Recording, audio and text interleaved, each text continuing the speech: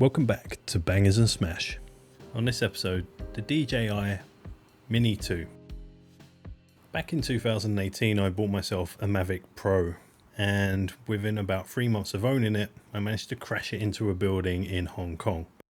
After the crash I thought I could repair the gimbal, so I took the drone apart and I ended up with this hideous mess. The most obvious external difference between the Mini 2 and the Mavic Pro that I used to own is the size and the weight.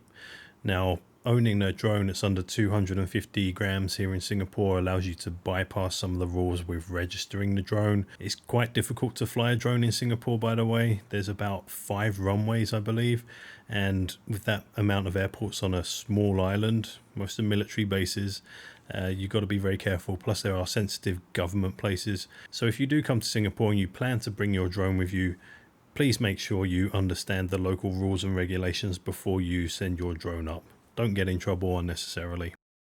So the other big difference is the controller. The new controller that comes with the Mini 2 that I got is way better than the previous controller. And I think that helps with the communication between the phone, controller and the drone. When I lived in Hong Kong, I would have nothing but problems with RF interference because there's so many buildings closely built to each other. And I don't seem to have those problems in Singapore. Yes, different country. Yes, not as built up as Hong Kong.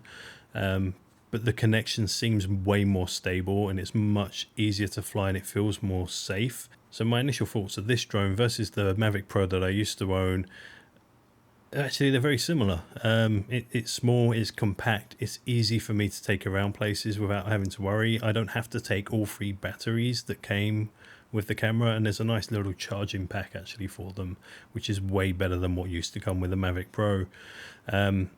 So yeah, I just feel like I can take the drone out and enjoy using it. 1 battery in the drone, the controller, my phone.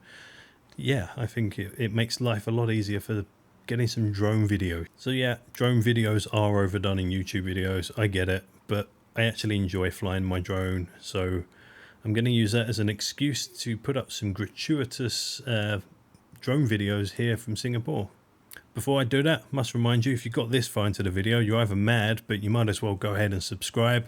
Like the video, it does actually really help me out. I'm a very small channel. I'm determined to get 1,000 subscribers this year. It's the year of the tiger.